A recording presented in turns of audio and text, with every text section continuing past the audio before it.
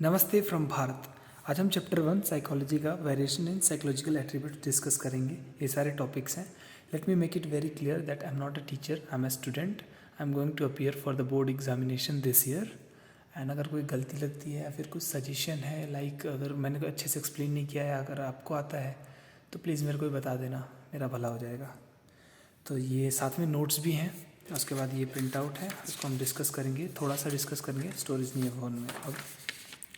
तो इंट्रोडक्शन देखें। सबसे पहले हम क्या चीज़ें, इसमें मैंने पहले से हाईलाइट कर लिया क्योंकि जब मैं रिकॉर्ड कर रहा था तो उधर रिकॉर्ड हो गया था, बट स्टोरेज नहीं था तो ये बंद हो गया। तो मैं सोचा थोड़े थोड़े रिकॉर्ड करके पोस्ट करेंगे। तो क्या है, अपलोड करेंगे, सॉरी। फंडामेंटल्स ऑफ, सबसे पहले इंट्रोडक्शन में देखिए तो हम दो चीज़ के बारे में ज़्यादा पढ़ने वाले हैं इस चैप्टर में।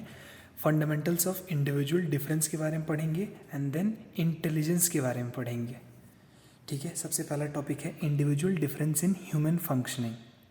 Individual variations are common with in and across all species. हम सब में वेरिएशंस होता है and variations add colour and beauty to the nature. इसमें एग्जांपल दिया है कि अगर हर एक ऑब्जेक्ट रेड हो गया, ग्रीन हो गया, ब्लू हो गया तो कैसा दिखेगा। तो इसमें क्या है, variation is a fact of nature and individuals are no exception to this. They vary in terms of physical characteristics. तो हर इंडिविजुअल डिफरेंट होता है, इंडिविजुअल डिफरेंस हर किसी में होता है। किस किस टर्म्स में, सबसे पहले आता है फिजिकल कैरेक्टरिस्टिक्स। यहाँ पे देखिए height, weight, strength, hair, colour and so on. Then also psychological dimensions, जैसे कि कोई बंदा इंटेलिजेंट है, डल है, डोमिनेंट या सबमिसिव है, या फिर क्रिएटिव, नॉट सो क्रिएटिव, या फिर आउटगोइंग और विदड्रॉन है। उसके बाद एक क्वेश्चन आता है कि how and why people differ. ये आगे हम जैसे जैसे पढ़ेंगे सब क्वेश्चन क्लियर होता जाएगा। उसके बाद इंडिविजुअल डिफरेंस का डेफिनेशन दिया है। For the psychologist, individual difference refers to distinctiveness and variations among people's characteristics and behaviour pattern. तो इंडिविजुअल डिफरेंस का जो इन्होंने डेफिनेशन दिया है, डिस्टिंक्टिवनेस, हर कोई अलग है, वेरिएशन होता है हर पीपल की कैरेक्टरिस्टिक्स में, उनके बिहेवियर में, उनके स्किल्स में, हर एक चीज़ में। उसके बाद बहुत सारे साइकोलॉजिस्ट बिलीव करते थे कि जो हमारा बिहेवियर है वो इन्फ्लुएंस होता है पर्सनल ट्रेट से। लेकिन कुछ साइकोलॉजिस्ट थे, उनका जो व्यूज़ था that behaviour are influenced by situational factor, जिसको हम कहते हैं सिचुएशनलिज्म। सिचुएशनिज्म पता नहीं क्या है, सिचुएशनिज्म। तो ये है जैसे ये डेफिनेशन इसका, view that our behavior are in those behavior which are influenced more by situational factor are situationism. तो उसमें एक एग्जांपल दिया है, a person who is generally aggressive may behave in submissive manner in presence of his or top boss. तो कोई एक बंदा है जो बहुत ज़्यादा एग्रेसिव नेचर है, उसका एग्रेसिव बिहेवियर है, बट वो एज अ एम्प्लॉय जो अपने टॉप बॉस है, जो उसका बॉस है, उसके सामने उसका जो नेचर होगा वो ओरिजिनल नहीं होगा, वो सिचुएशन के हिसाब से चेंज हो जाएगा। उसके बारे में डिस्कस किया है। नेक्स्ट आते हैं, अरे तो वापस हो गया, ये रहा। नेक्स्ट आते हैं assessment of personality. Next topic है, ये इधर देख लो, साथ में नोट्स लिख रखे हैं, ये रहा। Assessment of psychological attributes. जो साइकोलॉजिकल एट्रीब्यूट्स क्या होते हैं, वैसे तो बहुत सारे होते हैं लेकिन हम कुछ डिस्कस करेंगे इसमें। तो इसमें असेसमेंट का डेफिनेशन है, assessment is the first step in understanding psychological attributes. सबसे पहला स्टेप है साइकोलॉजिकल एट्रीब्यूट्स को समझने के लिए। असेसमेंट बेसिकली टेस्ट होता है, मेजरमेंट होता है साइकोलॉजिकल एट्रीब्यूट्स, जैसे इंटेलिजेंस हो गया, इंटरेस्ट हो गया, इन सबको टेस्ट करने के लिए, लेवल फाइंड करने के लिए। Assessment refers to measurement of psychological attributes of individual and their evaluation. ठीक है, तो इसमें एग्जाम्पल दिया है, 2-3 एग्जाम्पल दे रखे हैं, उसके बारे में पढ़ेंगे। तो सबसे पहले दिया है इधर, आर असेसमेंट में बी इनफॉर्मल और फॉर्मल। असेसमेंट में भी इनफॉर्मल और फॉर्मल हो सकता है। तो फॉर्मल असेसमेंट क्या होता है, is objective, standardised and organised. दूसरी तरफ देखें तो इनफॉर्मल असेसमेंट वो क्या होता है, varies from case to case and from one assessor to another assessor. तो जनरली जो साइकोलॉजिस्ट होते हैं are trained in making formal assessment of psychological attributes. तो उसके बाद जो अभी यहाँ पे एग्जांपल दिया था, Harish, when we say for example when we say Harish is dominant, we referring to the degree of dominance in Harish. मतलब एक एट्रीब्यूट है उसका डोमिनेंस, उसका एक कैरेक्टरिस्टिक है, उसके बारे में बताया है based on our assessment of dominance in him. तो ये रहा, वंस असेसमेंट इज डन, एक वजह असेसमेंट हो गया, मेजरमेंट हो गया, we can say the information, we can use this information to predict how, उस इंफॉर्मेशन को हम यूज़ कर सकते हैं कि हरीश प्रोबेबली बिहेव, कैसे हरीश बिहेव करेगा फ्यूचर में। We may predict that Harish if given a chance to lead a team will most likely to be an authoritarian leader, क्योंकि डोमिनेंस नेचर है। If we predicted the consequence is not what we want, we may want to intervene to effect a change in Harish's behaviour. फिर attribute chosen for assessment depend upon our purpose. तो जो भी psychological attributes है उसका जो assessment होगा जो हमारे पर्पस पे होगा, एक मोटिव के साथ होगा, एक गोल के साथ होगा। लाइक यहाँ पे एक एग्जांपल दिया है, in order to help a weak student perform well in examination, we may assess his और her intellectual strength and weakness. तो अगर कोई एक स्टूडेंट है जिसका परफॉर्मेंस स्टडीज़ में बहुत ज़्यादा ख़राब है, तो उसका आईक्यू चेक करेंगे, इंटेलिजेंस पे चेक करेंगे कि क्या प्रॉब्लम आ रहा है, क्या क्या कमी है। तीसरा एग्जांपल है, if a person fails to adjust with members of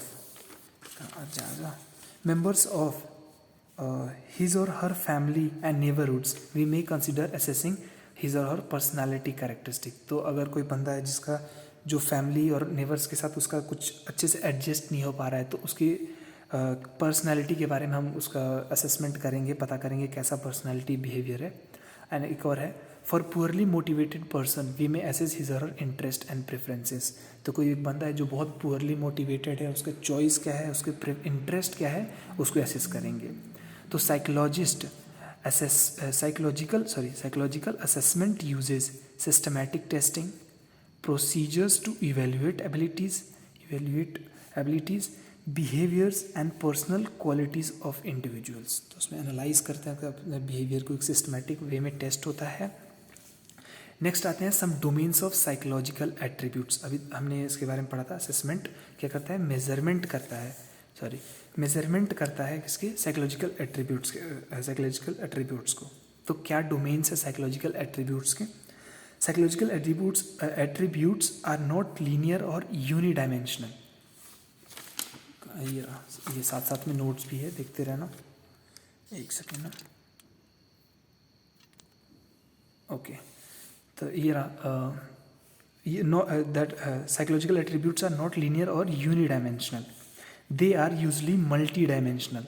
If you want to have a complete assessment of a person, you will need to assess how she functions in various domains or areas such as, अगर हमें किसी का complete assessment करना हो तो हमें पता करना पड़ेगा कि वो कैसे फंक्शन कर रहा है, उसके जो वेरियस डोमेन्स है, वेरियस एट्रीब्यूट्स हैं, लाइक कॉग्निटिव में कैसा है, नोइंग, परसीविंग, अंडरस्टैंडिंग में कैसा है वो, इमोशनल कैसा है, सोशली कैसा है वो, एक्सेट्रा।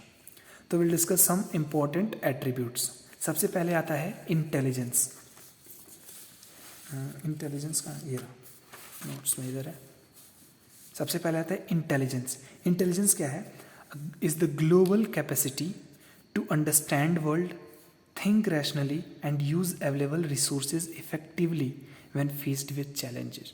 तो मतलब इंटेलिजेंस ओवरऑल की हर चीज़ में ओवरऑल हर कोई अच्छा है। जैसे जिसका इंटेलिजेंस ज़्यादा हाई है वो हर चीज़ में अच्छा होगा, रैशनली थिंक करेगा, अच्छे से चीज़ों को समझेगा, एंड ऑल्सो यूज़ रिसोर्सेज, जो इसकी स्ट्रेंथ है, जो उसका कैपेबिलिटी है, वो कोई भी चैलेंजेस को फेस करने में कैसे उसको डील करता है इफेक्टिवली, वो दर्शाएगा। फिर generally a student having low intelligence, जिस स्टूडेंट का इंटेलिजेंस लो होता है, not likely to do well in school related examination. But इसका मतलब ये नहीं हुआ कि हम उनके but their success is not the associated with their intelligence test score. अगर इंटेलिजेंस लो आया तो हम ये नहीं कह सकते कि वो बंदा कभी सक्सेसफुल होगा ही नहीं। सिर्फ एक फैक्टर से, सिर्फ इंटेलिजेंट के फैक्टर से हम ये डिसाइड नहीं कर सकते कि वो बंदा इंटेलिजेंट होगा कि नहीं होगा, उस आगे लाइफ में सक्सेसफुल होगा कि नहीं। और भी बहुत सारे फैक्टर्स होते हैं। ये रहा। Next aptitude. एप्टीट्यूड क्या है? Refers to an individual's underlying potential for acquiring skill. Aptitude basically skills हैं जैसे एक अंडरलाइंग पोटेंशियल्स, मतलब कि आपके अंदर क्या पोटेंशियलिटी है, कैपेबिलिटी है उस स्किल्स को सीखने के लिए, उस स्किल्स को अडॉप्ट करने के लिए। जैसे यहाँ पे एक टर्म दिया है, aptitude test are use to predict whether an individual will be able to do if given proper environment and training. अगर एप्टीट्यूड जैसे स्किल को इम्प्रूव करना है, अगर उसको एक बहुत अच्छा क्या कहते हैं एबल टू, अगर उसको अच्छा एक एनवायरनमेंट और ट्रेनिंग प्रोवाइड किया जाता है तो वो क्या है, वो उसमें इफेक्टिवली या फिर वो कर पाएगा कि नहीं, उसका एप्टीट्यूड से इससे प्रेडिक्ट करते हैं। फिर एग्जांपल दिया है अ पर्सन, एक minute, a person with high mechanical aptitude, एक पर्सन है जिसका मैकेनिकल एप्टीट्यूड बहुत ज़्यादा अच्छा है, हाई है, can profit from appropriate training, उसको अच्छे से ट्रेनिंग प्रोवाइड किया गया, and can do well as engineer, तो मैकेनिकल इंजीनियर बनने में उसको बहुत अच्छा और हेल्प मिल जाएगा। Similarly a person having high language aptitude, जिसकी लैंग्वेज पे बहुत अच्छी कमांड है, तो वो एक बहुत अच्छा राइटर बन जाएगा अगर अच्छा सा उसको ट्रेनिंग प्रोवाइड किया जाए तो। नेक्स्ट आता है interest.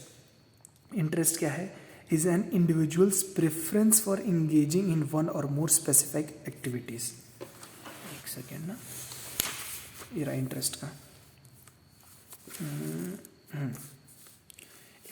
Interest is individual's preference for engaging in one or more specific activities related to other. Preference मतलब चॉइसेस क्या है, इंटरेस्ट क्या है, तो उसके बाद हिसाब से कोई इंडिविजुअल किसी भी एक्टिविटी में इंगेज करता है। तो assessment of interest of student में हेल्प टू डिसाइड, तो जैसे हम लोग 10th के बाद अपनी स्ट्रीम डिसाइड करते हैं वो बेस्ड ऑन इंटरेस्ट। बहुत लोग तो वैसे पेरेंटल फोर्स के हिसाब से, उनके पेरेंट्स उनको फोर्स करते हैं ये ले वो कर वगैरह वगैरह, तो लेकिन हम लोग अपने इंटरेस्ट के हिसाब से उसको डिसाइड, सब्जेक्ट्स और कोर्सेज को डिसाइड करते हैं कि हमें क्या परस्यू करना है, जैसे हम कंफर्टेबली अपने सब्जेक्ट्स को लेकर। उसके बाद पर्सनैलिटी आता है फोर्थ।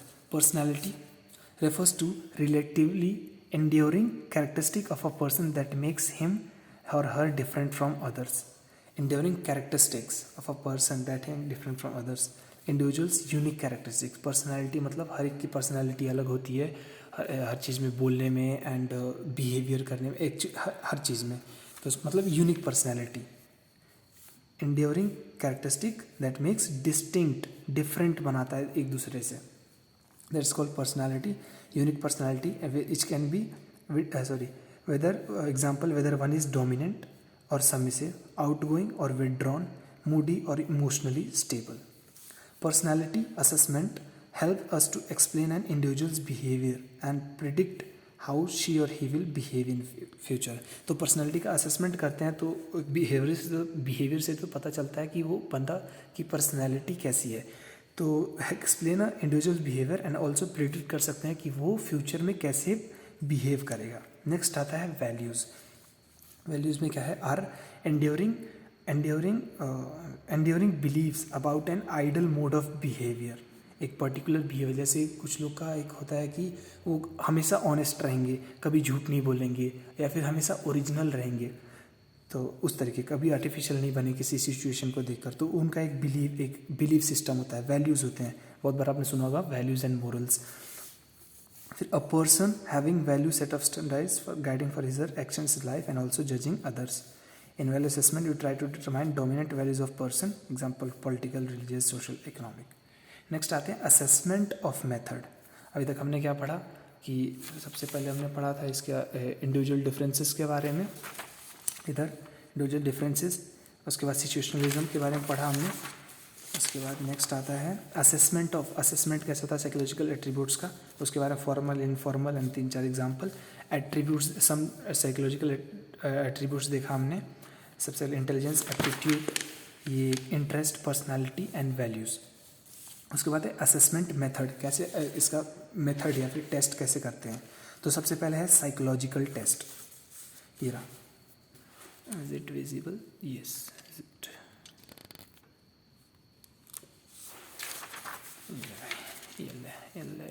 ये रहा, ठीक है।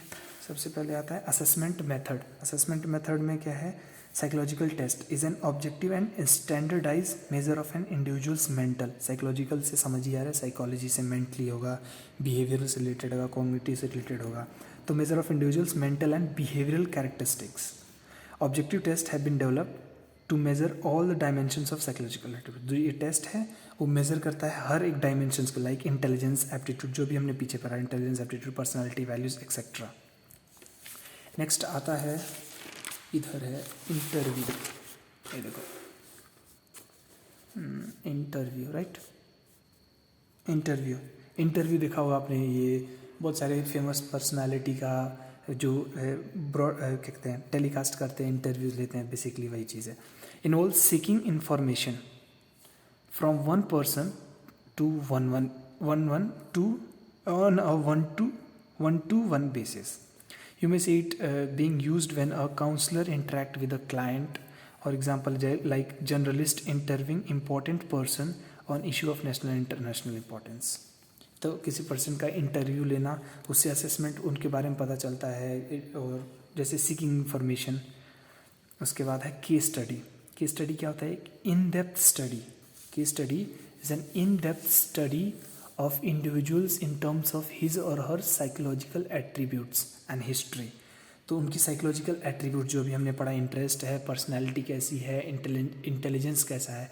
तो केस स्टडी में किसी भी एक पर्टिकुलर पर्सन का, या फिर जैसे अभी क्या कहते हैं प्रैक्टिकल्स में आपने केस स्टडी किया होगा बहुत सारे टॉपिक्स पे, हमें तो डिसऑर्डर्स का दिया था, मैंने तो अल्कोहल पे लिया था। तो केस स्टडी किसी के पर्सन के बारे में या किसी भी इंडिविजुअल के बारे में डिटेल में स्टडी करना। उसमें क्या है? Psychological history in context of her or his psycho social and physical environment. Case study are widely used for clinical psychologist, and case analysis of the lives of great people can also highly emulate for those who willing to learn from their life. तो case study हम पढ़ने से या फिर जानने से, जैसे कोई भी आप किसी की आप फ़ैन हो बहुत ज़्यादा, तो उनकी बायोग्राफीज़ होगी, उनकी इंटरव्यूज़ पढ़ना जिससे हम मोटिवेट हो सके, उनकी लाइफ एक्सपीरियंस को जानना। ऐसे case study by different methods like interview, observation, questionnaire, psychological test etcetera. ठीक है। नेक्स्ट आता है observation. Observation involves employing systematic, organized and objective procedures to record behavior phenomena occurring naturally in real time. एक systematic way में, organised वे में हम किसी के बिहेवियर को रिकॉर्ड करते हैं या फिर ऑब्जर्व करते हैं। लाइक आपने देखा होगा, अगर हम स्पोर्ट्स की बात करें तो सेलेक्टर्स जो होते हैं किसी भी स्पोर्ट्स पर्सन की टेक्निक्स, स्किल्स, उसको चेक करते हैं, फिटनेस को चेक करते हैं, वो ऑब्जर्व करते हैं कि वो कैसा है, उसकी स्किल्स कैसे हैं, उसके बेसिस पे नेचुरली इन रियल टाइम। उसके बाद certain phenomena such as mother child interaction, उसका एक relation, and the major problem with observational method. एक मिनट, हाँ। The major problem with observational method are that observer has little control over situation. तो बहुत limited control होता है observer, जो observe कर रहा है सिचुएशन को, कंट्रोल कर रहा है उस सिचुएशन के ऊपर। उसके बाद है सेल्फ रिपोर्ट। सेल्फ रिपोर्ट से अपने समझ आ गया होगी, सेल्फ रिपोर्ट खुद के बारे में, खुद के ओपिनियंस, थॉट्स, वैल्यूज़, आइडियाज़ वगैरह वगैरह। Is a method in which a person provide a factual information about herself, himself or opinion, beliefs etcetera that she or he holds. तो जो भी उसके आइडियाज़ है, जो बिलीव्स हैं, जो ओपिनियंस है, वो होल्ड करता है, उसके बारे में बताता है। सच इन्फॉर्मेशन में B obtained by using interview. तो ये इन्फॉर्मेशन कैसे हो सकता है? इंटरव्यू के थ्रू, और क्वेश्चनियर, और साइकोलॉजिकल टेस्ट, और पर्सनल डायरी से। ठीक है। नेक्स्ट, ये लास्ट टॉपिक हम इस वीडियो में डिस्कस करेंगे, वरना ये सम कहेगा कि स्पेसेस कम है, you may have. So this is intelligence. Next topic ये रहा, नोट्स में देखें तो ये रहा intelligence. Intelligence is the key construct employed to know how individuals differ from. तो सबका इंटेलिजेंस लेवल बहुत डिफरेंट होता है, आगे हम पढ़ेंगे। इंटेलिजेंस का पूरा हिस्ट्री दे रखा है उधर, पूरा रियलिटी दे रखा है एक तरीके से, कैसे है, कौन कौन कितना इंटेलिजेंट होता है, क्या क्या फैक्टर्स हैं। Know how intelligence individual differ from one another, एक दूसरे से कैसे डिफरेंशिएट रहते हैं। Provide an understanding of how people adapt, तो एक अंडरस्टैंडिंग प्रोवाइड करता है कि लोग कैसे अपने बिहेवियर को अडेप्ट करते हैं अकॉर्डिंग टू द एनवायरनमेंट, अपने बिहेवियर को कैसे मॉडिफाई करते हैं, अडेप्ट करते हैं, चेंज करते हैं, ऐसे into the environment they live in, environment में कैसे शेप चेंज एंड वगैरह। फिर एट्रीब्यूट्स लाइक मेंटल, तो इसकी इंटेलिजेंस में आ जाता है एट्रीब्यूट्स लाइक मेंटल अलर्टनेस, जो बंदा बहुत मेंटल अलर्ट रहता है, हर क्विक रहता है, एक तरीके से एक्टिव रहता है। Ready wit, quickness in learning and ability to understand relationship, मतलब जो हर चीज़ में मोस्टली अच्छा हो, जैसे अंडरस्टैंडिंग में, परसीविंग में, लर्निंग में अलर्ट हो, ऐसे। तो उसका डेफिनेशन 3-4 डेफिनेशंस दिया है, 3 तो साइकोलॉजिस्ट ने अपने अपने व्यू पॉइंट्स दिया है। ये अच्छा नहीं दिख रहा है, छोड़ो इसको, नहीं रख ही लेते हैं। सबसे पहले दिया है Oxford dictionary explains intelligence as the power of perceiving, अरे रुक जा भाई, बाद में भोग लियो। हाँ, एक्सप्लेन रुक जा, perceiving, learning, understanding and knowing. तो ऑक्सफोर्ड डिक्शनरी ने इंटेलिजेंस को कैसे एक्सप्लेन किया है, पावर ऑफ परसीविंग, किसी चीज़ को परसीव करना, लर्न करना, अंडरस्टैंड करना एंड नोइंग, जानना उसे, ठीक है। उसके बाद Alfred Binet was one of the first psychologist who worked on intelligence। तो कभी कभी ऐसे MCQs में आ सकता है और बेसिक चीज़ें इसमें 3-4 डेफिनेशन दिया है, एक मिक्स करके यूज़ कर लेना एग्जाम्स के पैटर्न के लिए लिखना होता हो। Alfred Binet was one of the first psychologist who worked on intelligence, जिन्होंने सबसे पहले साइकोलॉजिस्ट है जिन्होंने इंटेलिजेंस पे काम किया। और इन्होंने कैसे डिफाइन किया इंटेलिजेंस को, intelligence as the ability to जज well, understand well and reason well. एक मिनट, अब अच्छे से लिखिएगा, राइट। हाँ, अंडरस्टैंड, एबिलिटी टू जज well, understand well and reason well. फिर उसके बाद सेकेंड किसने दिया, Wechsler, whose intelligence tests are most widely used, understood intelligence in terms of functionality. तो इन्होंने मोस्टली फंक्शनैलिटी के बारे में बात किया था, that is value for adaptation to environment. He defines it as global and aggregate capacity of an individuals think rationally, act purposefully and deal effectively with his और environment. तो ग्लोबली अंडरस्टैंड करना, aggregate of capacity मतलब combination of capacities and individuals to think rationally, act purposefully act करना and अपने environment में effectively deal करना, shape करना, एक तरीके से फंक्शंस के बारे में डिस्कस किया था। उसके बाद other psychologist such as Gardner and Sternberg, इन्होंने क्या कहा, that intelligence not only adapts to the environment. Intelligent individuals वो नहीं होता जो सिर्फ एनवायरनमेंट में अडेप्ट करता है खुद को, बट ऑल्सो एक्टिवली मॉडिफाइज और शेप इट, जो अपने एनवायरनमेंट को मॉडिफाई करे, शेप करे, वो उसके बारे में दिया है इंटेलिजेंट इंडिविजुअल्स। तो यही था टॉपिक हमारा अभी तक का। उसके बाद ये थ्योरीज ऑफ जो इंटेलिजेंस है हम बाद में पढ़ेंगे। इसमें बेसिक बताऊँ तो साइकोमेट्रिक या फिर स्ट्रक्चरल अप्रोच आता है, उसके बाद एक आता है informational processing approach. Next video में हम डिस्कस करेंगे। Thank you.